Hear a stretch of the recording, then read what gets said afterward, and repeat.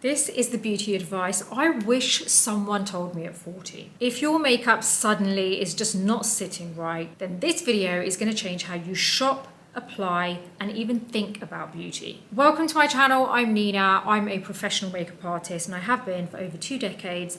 I'm also a beauty educator. I'm going to be sharing my beauty non-negotiables over 40. These are products, techniques, and just general shifts that I made that I swear by now. Not because they're trending, but because they actually work. It's just kind of one of those things that I feel like you get to this point in your 40s where you're like, why are all of these things that used to work so well for me all of a sudden not working? I cannot be the only one who's been there, so I think this video is going to be amazing for you. So let's talk about skin barrier support. You've probably heard this term thrown around here and there, and it really is as important as it sounds. I know a lot of us kind of hear these things thrown around in the industry and you're like, oh, what is it now? Like, what is trending now? What are we supposed to pay attention to now? But honestly, this one is really important. If you want glow, it starts with your skin, not your makeup. After 40, your skin barrier basically gets weaker. It's not as strong as it used to be, which basically means more hydration, more dehydration, more sensitivity, and possibly more redness. And basically all of that means that your makeup is less likely to sit well on your skin, nothing like it used to. So my non-negotiable is making sure that I'm supporting and repairing and strengthening my skin barrier as I'm applying my skincare, based on how I apply it, but also the products that I apply. Now there's a couple of products that I want to recommend to you, because this isn't about going for the skincare that you see hyped up everywhere.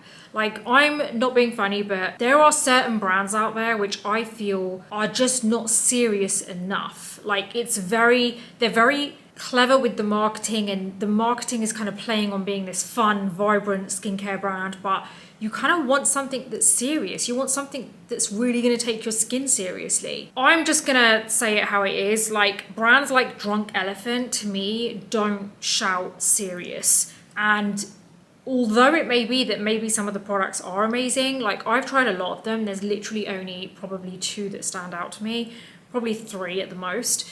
One is the Drunk Elephant Ceramite AF Eye Balm. I just think it's a really nice texture. I cannot tell you for the life of me if I think it actually does anything, and I used it for well over 1.5 years, but it sits perfectly under makeup. That's the most that I can say about that, if I'm being completely truthful. The other product I did try from them that I did quite like, to be fair, but I didn't see any drastic result. It just felt good on my skin. It was moisturizing, I have to admit that. That was the moisturizer that I can't remember what it's called, but it's got the green top, but I'll put it on the screen. That was pretty good for hydration, but that's about it. The other product that I still do use occasionally from them, and I do think this is actually quite good, and again, it's just down to the hydration. There's nothing transformative about it, but if my skin is feeling super dry, then I'll use the hydrating serum, and that seems to work quite well. But I wouldn't rely on that as a brand. And this is just an example. I'm not trying to pinpoint that brand, but there are other brands like that I just feel like are not serious enough for your skin. And if they are, then they really need to work on their marketing, because I can't take the brand as seriously as what maybe they would want me to. I have realized over time, especially as I've gotten into my mid-40s, that I really want skincare products that don't have a lot of fuss around them. So I want skincare products that have minimal ingredients, but effective ingredients that are not harsh on my skin. Stuff that's really going to be good, almost like very nourishing for my skin.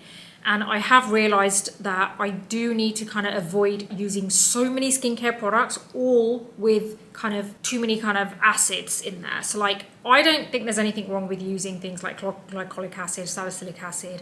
You know, I'm personally on tretinoin at the moment. I've used retinol before, but I have realized that I want to stick to just one kind of treatment. You know, I don't want to add anything else into it. Like, if I'm using tretinoin, I don't want to add any other acids into it. Maybe once every 2 weeks I will use a glycolic acid, but other than that, I stick to very natural skincare, like skincare that's just kind of feeding my skin, you know? So I like to use products which are as clean as they can come and are nourishing, like I mentioned. So one that I have been using for a while, it's a Korean brand, it's called P Calm. Very basic, but really does help my skin. It's really, I almost feel like it's food for my skin. It's called the P-Calm Keto Cream. That is my daytime moisturizer. And it really is good at just hydrating my skin without any of the extras that honestly I really don't need. It's such a simple face cream. So I feel like you want to use stuff that's really going to help to kind of like strengthen your skin barrier, like I said, but at the same time, a lot of people get confused, and I did at one point too, by using products which had so much in them, thinking that's really going to help to strengthen my skin barrier, when really I feel like you need to strip it back a bit and just simplify things. What I don't do anymore is layer 6 to 8 skin serums or creams or treatments. I don't do that anymore. I keep things very simple. And it's actually been the best thing for my skin. I feel like my skin started to look younger when I stopped overdoing it with the skincare. Next is light reflective foundation. That kind of gives you a skin-like finish, but also is good for your skin.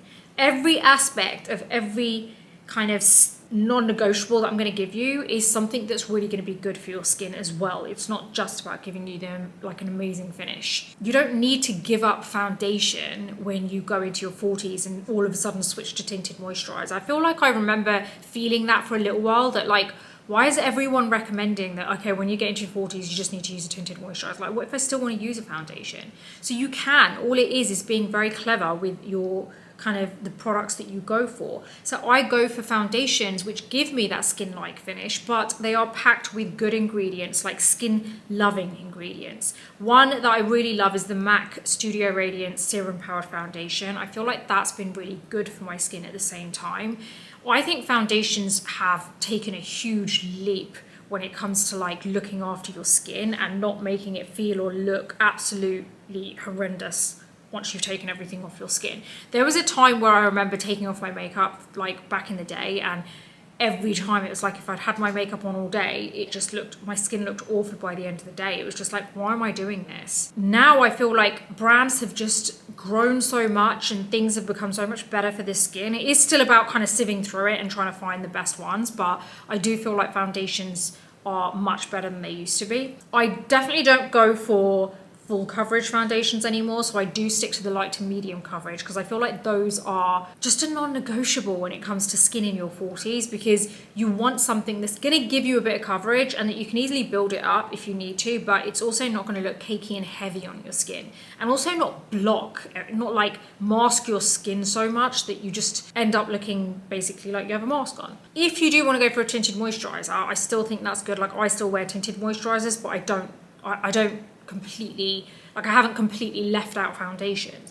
But a tinted moisturizer that I love is the Laura Mercier tinted moisturizer. They have a natural dewy and a blurred matte. I love both of them. They are great, so lightweight, and they actually give you really good coverage. I feel like by going for a foundation or even a tinted moisturizer, like something that's a good quality one, it's going to give you that bounce back in your skin as well as giving you that flawless finish. It doesn't exaggerate your texture, and that's the main thing you want as you go into your 40s. You don't want anything that's going to exaggerate texture or fine lines. You know what I love? They still give you the coverage. You still get the coverage, but it's also giving you everything else that you need at this point in your life. Next is another non-negotiable for me, is cream everything. Like, as much as you can anyway. The only powder that I like to rely on here and there, well, setting powder is without fail. I will always rely on that to lock everything in. It's the only thing that's going to keep your makeup like in place and locked in all day. But the other one that I do like now and again is a powder bronzer. I'm just so used to it, you know. But that's all I use when it comes to powder. Everything else is majority of the time cream. I just feel like as you get older, cream adds life to your skin and it just makes your skin look a lot healthier. Like, I definitely was using way more powder when I was younger, but as I've gotten older, I've definitely shifted more towards cream because I've realized that it just makes my skin look better. Because I've had to adapt the products that I use with the changes in my skin, and you've got to do that in order to make the most out of the skin that you currently have. You have to adapt everything to it. A couple that I really recommend when it comes to like blushes and things are the Rare Beauty Soft Pinch Liquid Blush is great. The Dior Backstage Rosy Glow blush sticks are amazing. The only powder as a blush that I would ever recommend, because I feel like it's literally made for anyone in their 40s or above, is the Dior Backstage Rosy Glow Powder Blush.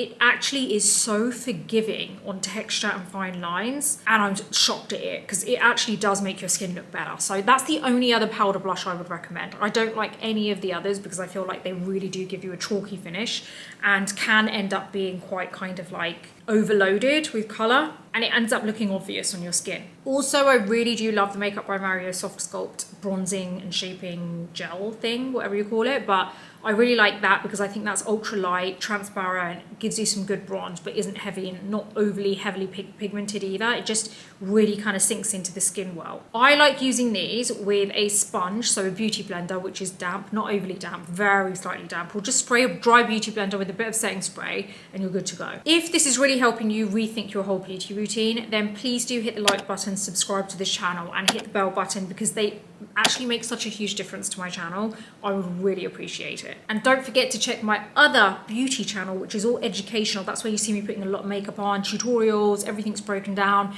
That is my other YouTube channel, Nina Ubhi, and I think you're going to love it over there too. Next is strategic concealing. So I've done a few videos on this on my other channel, so you might want to head on over there because it's all kind of like practical and demos so that you can really see how it works. But strategic concealing is a big one for me when it comes to being in your 40s and above, because I don't like this whole idea of, oh, you don't need concealer, you shouldn't use it when you're in your 40s. Like, that's absolute rubbish, because if you need it, you need it. But what it is about is being very strategic with your placement and the kind of concealer you use. I'm talking everything: the color, the texture, the coverage, the finish of it, how you've placed it, where you've placed it, how much you've applied, how you've set it. There's so much to it, but once you get it, it's going to be game-changing for you. It's really not about covering everything and loading the product on. It's really about using a minimal amount, but placing it in very clever areas so that it lifts, conceals,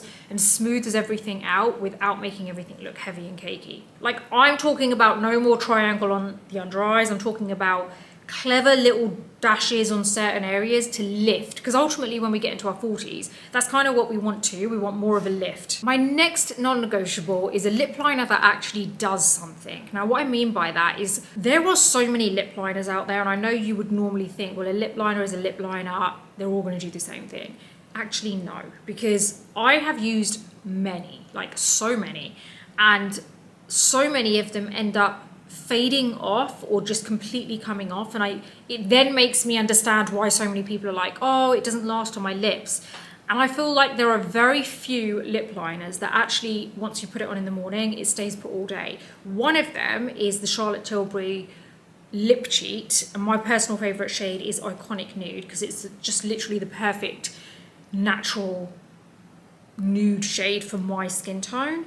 But that lip liner does not go anywhere. Now, obviously, I would recommend dusting your lips with a little bit of powder before you put your lip liner on. You want to make sure your lip line is not, it's not greasy, there's no lip balm on that area. So wherever you're applying your lip line, it should be very dry. Then you can go ahead and add whatever kind of hydration you want, like lip balm or lipstick or whatever. But that is the only lip liner that I feel stays all day. And also, because it's a waxy finish, it doesn't end up kind of making the lip line look overly dry. And if you, well, you should, some of you might know what I'm talking about here, because when you have quite aged skin, even when you're going into like your 60s, 70s, you will notice a lot more lines around your lips. And the reason I know this is because I've worked on clients that are around that age as well, so I understand how it is. And some lip liners, which are not so waxy in finish, can end up enhancing that and just making it look quite dry. The Charlotte Tilbury Lip Cheat is the only one that I find that actually keeps it quite smooth, it doesn't enhance the texture around the lips. I would also recommend, when you do apply your lip liner, just blur it with the tip of your finger a little bit so it doesn't look so harsh. It just softens the whole look up a little bit more. My next non-negotiable is using setting sprays over powder, but not to set your makeup. I will always stand by the fact, having worked in this industry for so many years and worked on hundreds of faces, I can honestly tell you that the only thing that is going to keep your makeup in place is setting powder, right? Using a setting spray on its own is not going to do it. It's just not going to happen. So it doesn't matter what anyone comes out with, whatever hacks you look at, a setting powder is the only thing that's going to lock in your foundation. But I also understand that when you are older, you don't want it to look so powdery, and it can end up looking cakey and enhancing texture because your skin's looking overly matte and because we're already getting drier skin as we're aging. So the reason I say use a setting spray on top is it helps the powder to melt into the skin so that it doesn't look so harsh. So I would recommend something like the Charlotte Tilbury Flawless or Airbrush Flawless Setting Spray, because I think that helps to really kind of just melt everything in and you don't get those kind of dollops of water everywhere like droplets.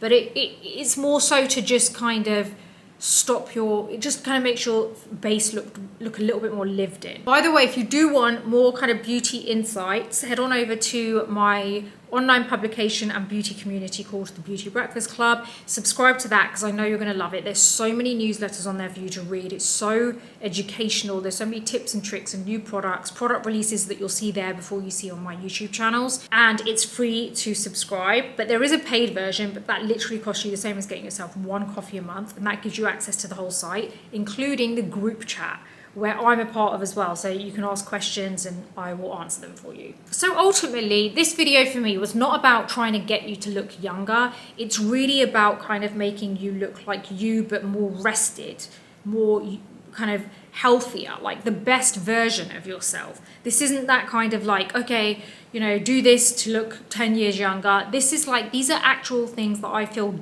like work with your skin and work with you as you get older. They're not hacks, they're things that can really make a difference to your routine and things you can carry forward because they actually solve a problem for you. So if this helped, please do like this video, subscribe to the channel and hit the bell button, and I'm going to see you on the next video.